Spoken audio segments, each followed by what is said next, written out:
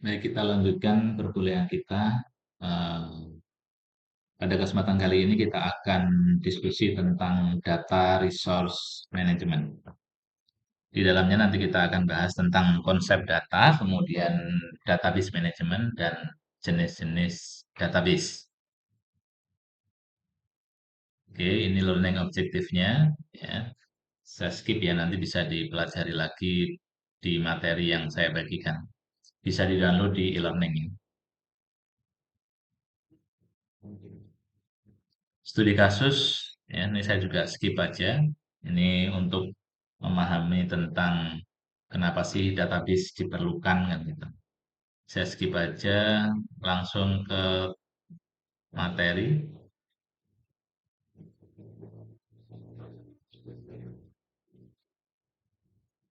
Oke, ya tentang dasar-dasar dari konsep data. Data di dalam komputer itu sebenarnya kayak apa sih kan gitu ya.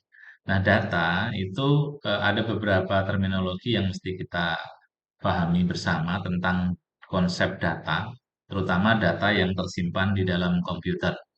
Yang pertama karakter, yaitu karakter itu single alphabetic atau huruf gitu ya, numerik, angka atau simbol-simbol yang lain. Jadi yang disebut dengan karakter, kalau kita ngomong tentang database, gitu ya, bukan karakter seseorang ya. Tentang database itu kalau karakter itu satu simbol huruf, angka atau simbol yang lain. Nah, itu satu karakter namanya. Di dalam komputer nanti satu karakter itu disimpan dalam bentuk bit atau binary digit ya seperti pada pertemuan yang sebelumnya bahwa satu karakter itu 8 bit ya, diterjemahkan oleh komputer menjadi 8 bit. Ya, karena komputer sekali lagi hanya memahami instruksi dari listrik gitu ya. Konsep itu sudah dijelaskan di pertemuan sebelumnya. Kemudian yang kedua adalah field atau data item. Ya, jadi field adalah grouping of related karakter. Jadi sekelompok karakter itu nanti kita sebut sebagai field atau isi dari data yang menggambarkan tentang atribut sebuah data. Ya, jadi misalnya field itu NIM. Nah, NIM mahasiswa itu berarti field. Kemudian nama itu berarti field, alamat ya dan sebagainya. Nah, entitas ya itu adalah karakteristik dari sebuah data itu disebut dengan field. Kemudian ya, kumpulan dari field, serangkaian field itu disebut dengan record. Jadi kalau field tadi satu kolom, jadi bayangkan misalnya Anda membuka Excel gitu ya, ada kolom dan baris. Misalnya kolomnya isinya nomor, NIM, nama, alamat. Nah, nomor, NIM, nama, alamat itu kita sebut dengan field dalam satu kolom. Nah, kalau record itu dalam satu baris. Jadi gabungan beberapa field.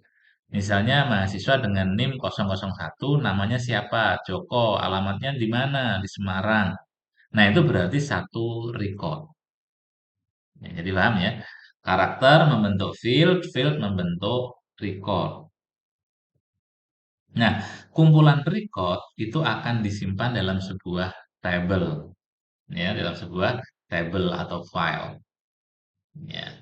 Dan kumpulan tabel-tabel yang berbeda-beda itu disebut dengan database.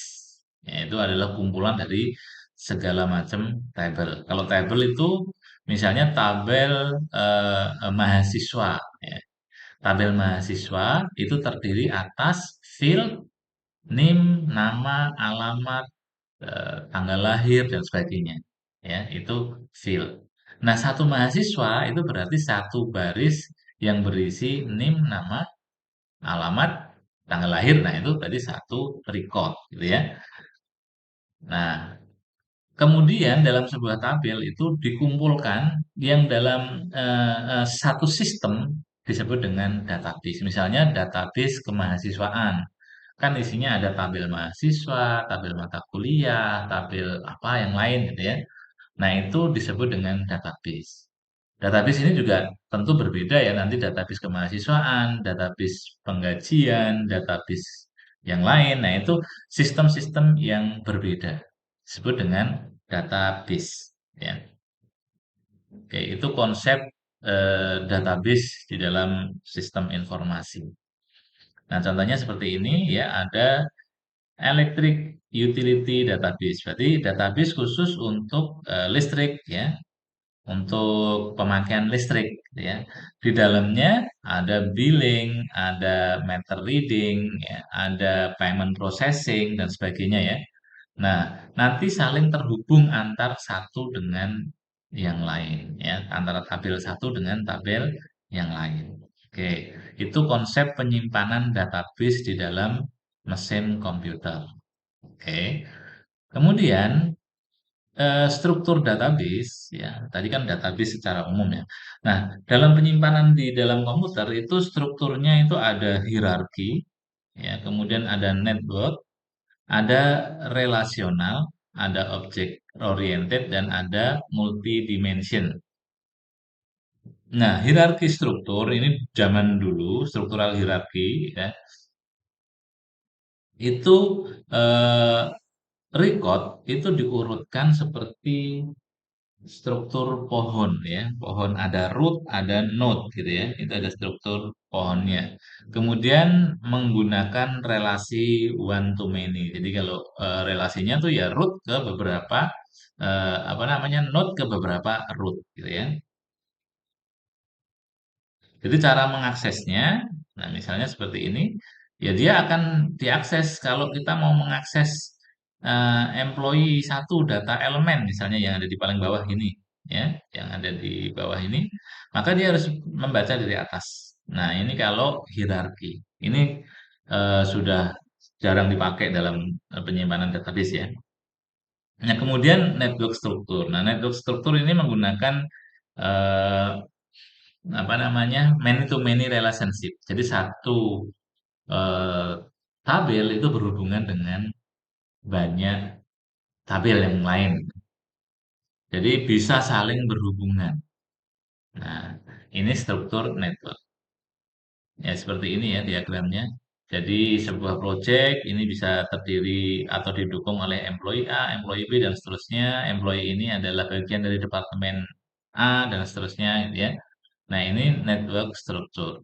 Kemudian relation struktur. Nah, ini yang sampai saat ini masih digunakan, masih banyak digunakan. Database Management Relation System. Ya. Jadi, eh, database yang menggunakan konsep relasional. Ya. Ini most widely used structure. Jadi, struktur yang banyak dipakai sampai saat ini. Ya. Setiap row merepresentasikan record, kolom merepresentasikan field dan bisa saling berhubungan antar file, jadi antar tabel tadi ya.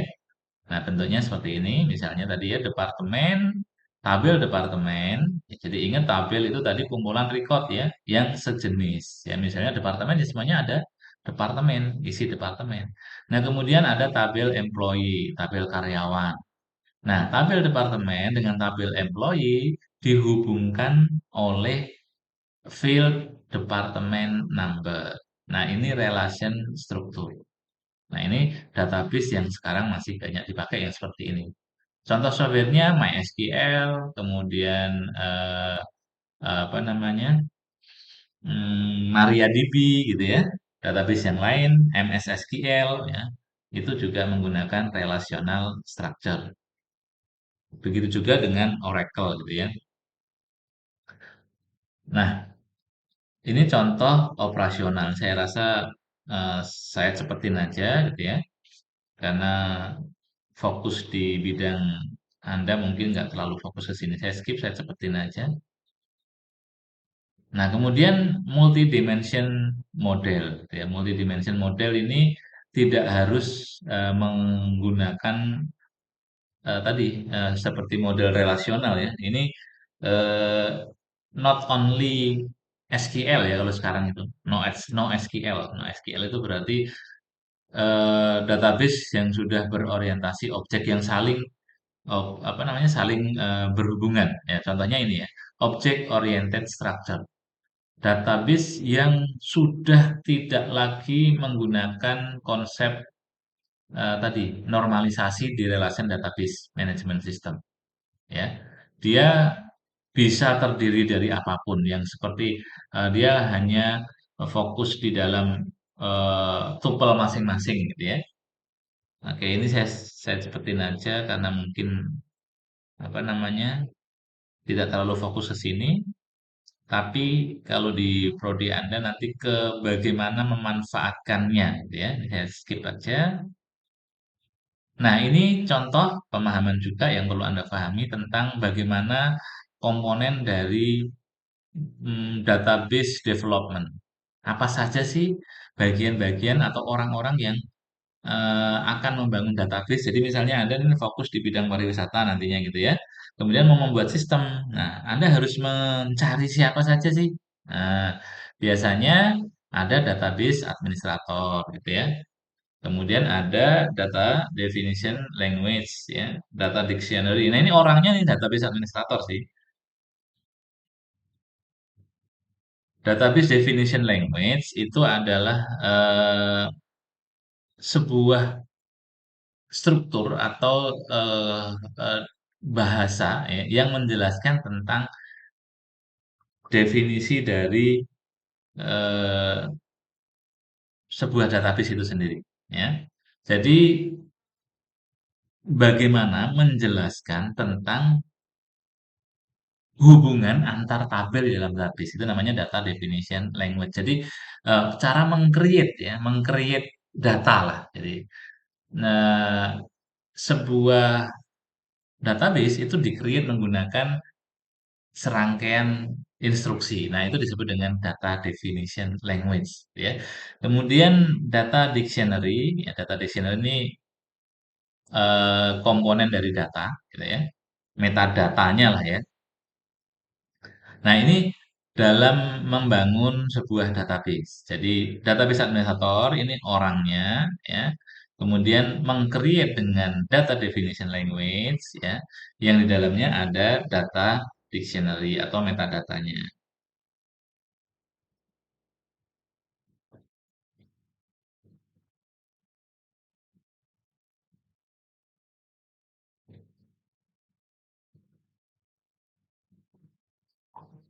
Oke, kita lanjut. Nah, bagaimana tahapan mengembangkan database? Ya, yang pertama tentu ada data planning, ya. Ini merancang bagaimana data itu di akan dibangun, akan diproses. Kemudian, nah ini ya, enterprise model of business process with documentation. Jadi ini akan menggunakan dokumentasi dari sebuah bisnis, dia akan di-create ya. Kemudian requirement specification, description of user need may be represented in natural language. Nah, ini kebutuhannya apa sih? Kebutuhannya apa saja sih? Bentar ya. Nah, kemudian kita buat konseptual desainnya. Secara konsep seperti apa? Konseptual desain berdasarkan kebutuhan. Nah, kemudian kita create logical desainnya, ya, secara logik itu seperti ini. Belum kita create di komputer ya. Kemudian baru kita create secara fisiknya. Jadi ada tahapan-tahapannya. Direncanakan dulu, kemudian requirement specification, butuhnya data apa saja.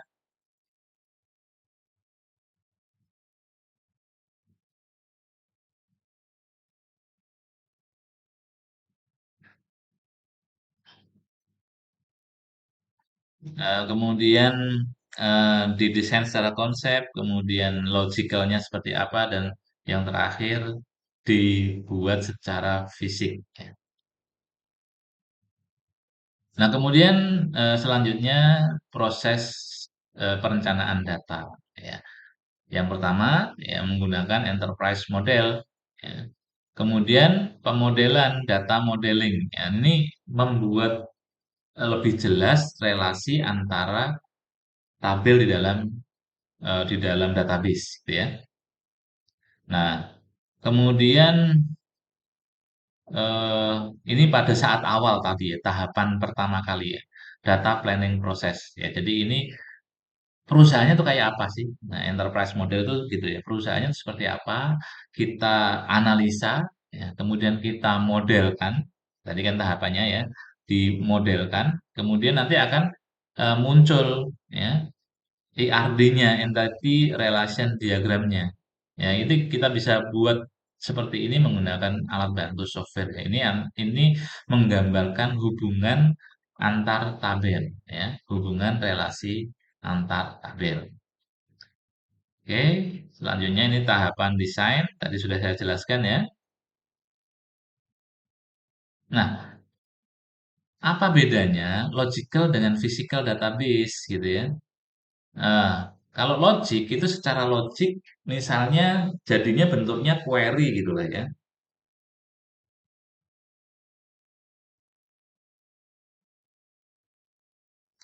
Baik, kita lanjut ya ini. Maaf ada gangguan sebentar. Nah, logical and physical view database itu maksudnya gimana sih? Jadi secara logik itu strukturnya seperti ini ya, seperti ada yang di dalam gambar ini. Nah, tetapi secara fisik dia ya tersimpan di dalam database, gitu ya.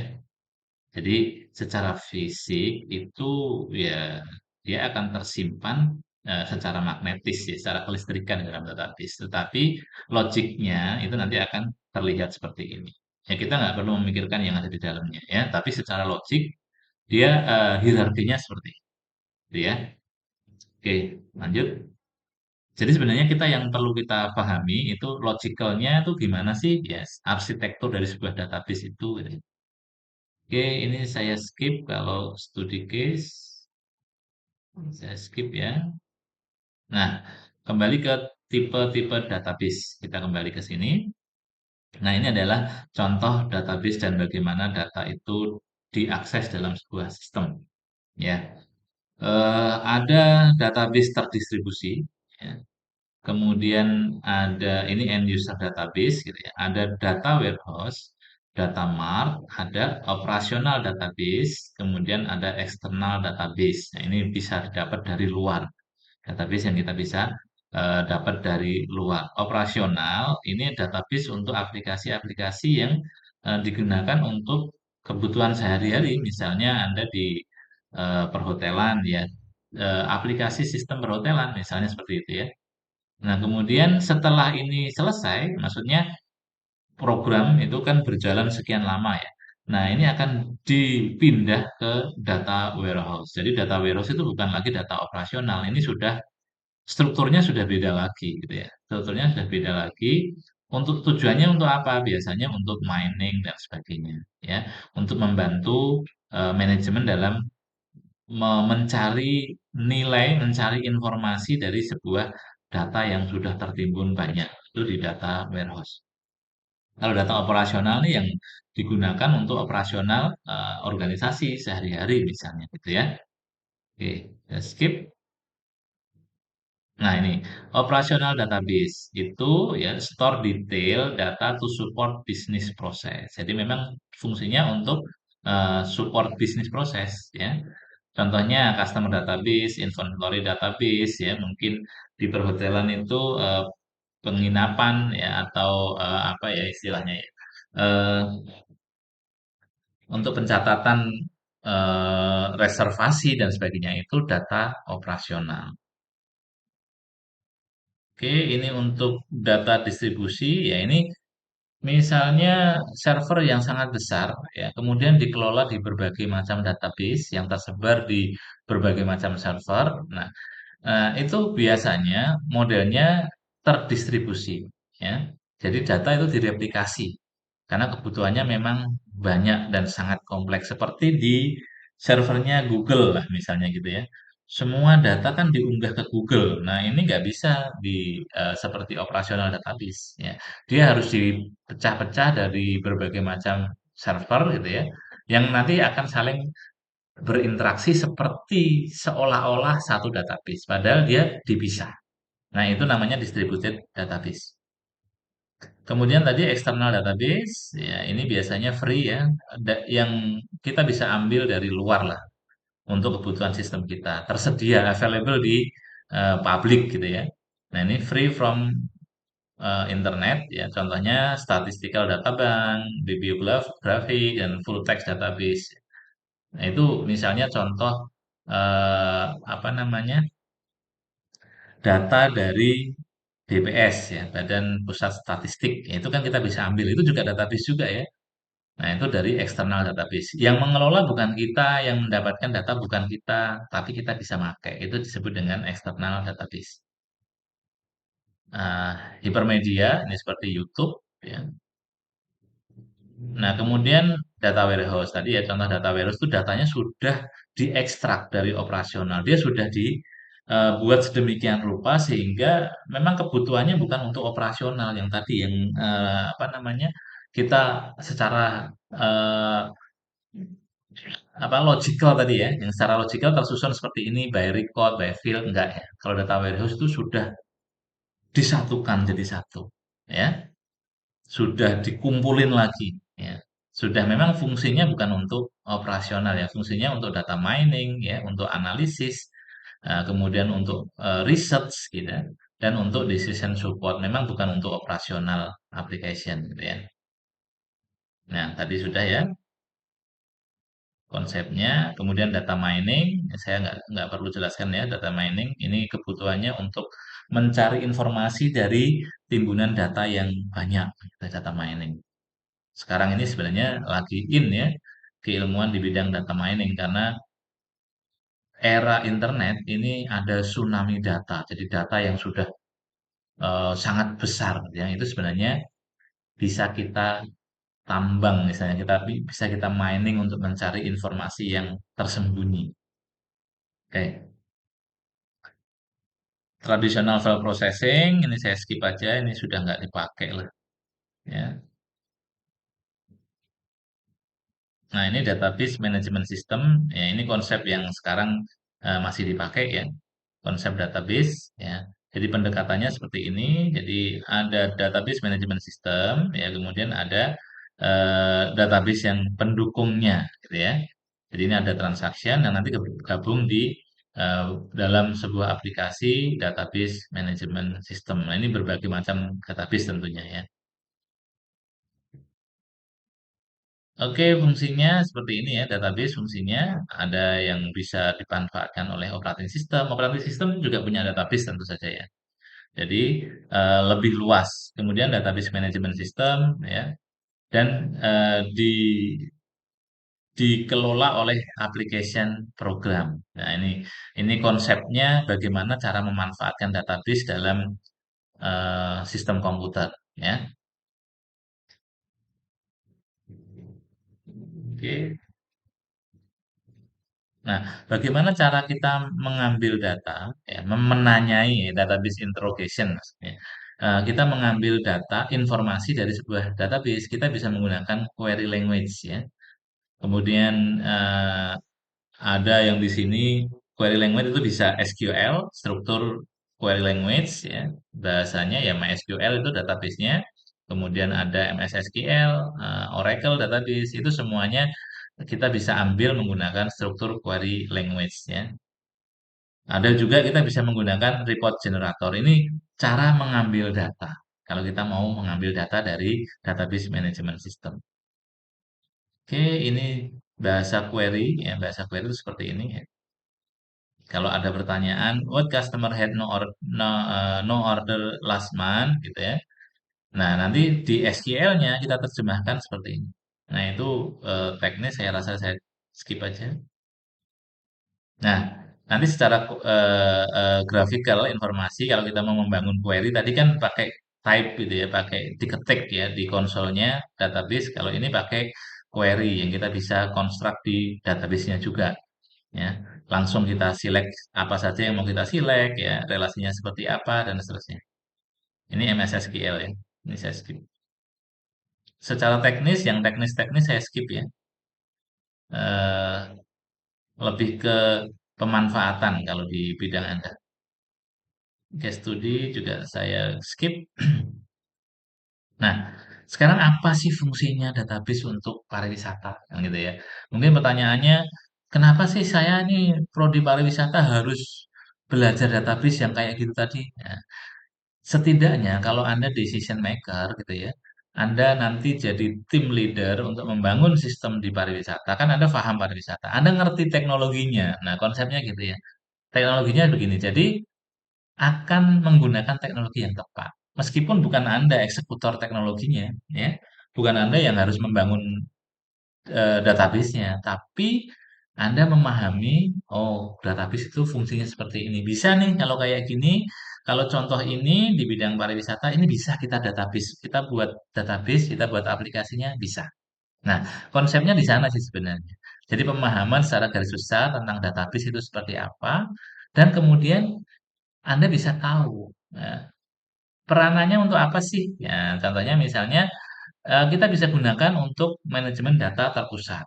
Ya, misalnya integrasi data dari berbagai sumber, hotel, objek wisata, agen perjalanan, nah, nanti bisa dibuat sebuah sistem keamanan data dan aksesibilitas untuk pihak yang berwenang. Nah, ini konsep di database untuk pariwisata. Bisa kita gunakan untuk analisis dan prediksi. Karena kan setelah data tersimpan, kita bisa menganalisa nih, ya, trennya ini wisatawan pengennya apa sih?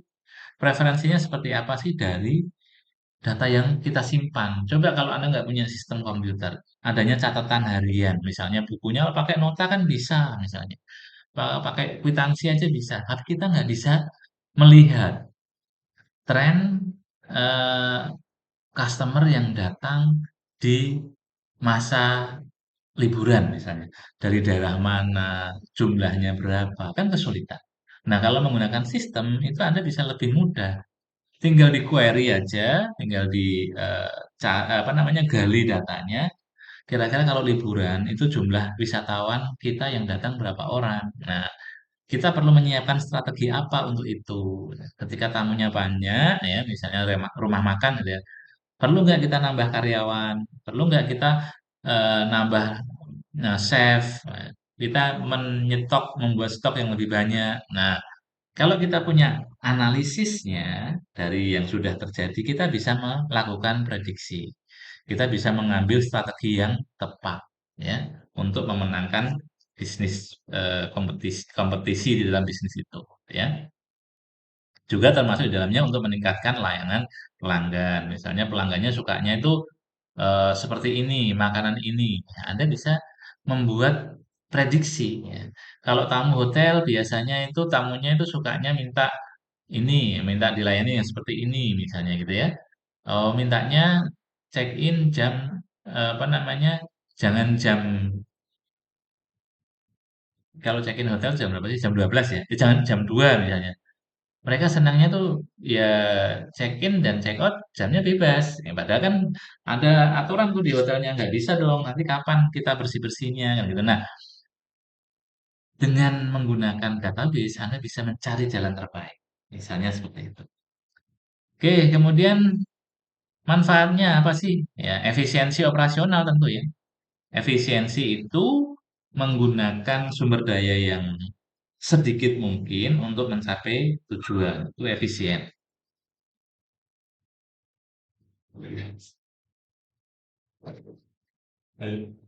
Ya, Pak.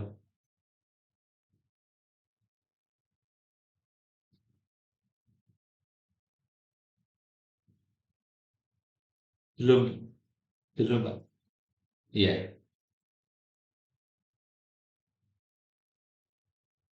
iya, nggak dikasih. Iya.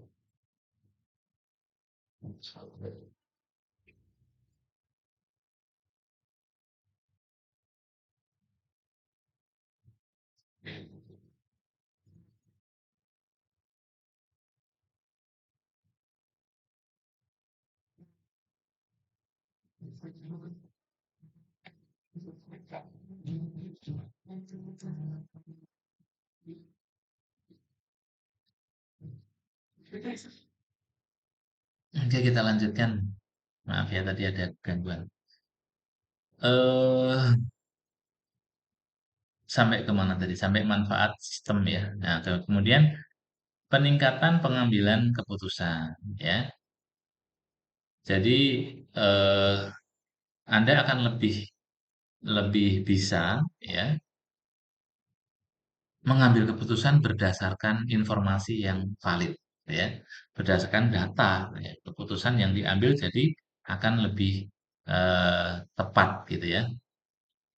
Selanjutnya, ya bisa memberikan pengalaman kepada pelanggan yang lebih baik karena mungkin dipersonalisasi sesuai dengan preferensi pelanggan gitu ya. Karena pelanggan kan mungkin akan memberikan feedback tuh, memberikan umpan balik ke layanan yang kita berikan. Nah, itu kita bisa gali dari database. Nah, saya rasa itu ya manfaat database untuk industri pariwisata. Jadi memang konsepnya belajar database ini bukan untuk Anda jadi ahli database, bukan. Tapi setidaknya Anda memahami bahwa, oh kalau Anda mengerti tentang teknologinya, Anda bisa membuat alokasi bahwa setiap komponen di dalam pariwisata itu kita bisa buat database-nya. Tujuannya tadi untuk efisiensi, untuk meningkatkan preferensi dan sebagainya, ya. Jadi itu saya rasa yang bisa saya sampaikan untuk kesempatan kali ini. Terima kasih atas perhatiannya. Saya akhiri. Assalamualaikum warahmatullahi wabarakatuh.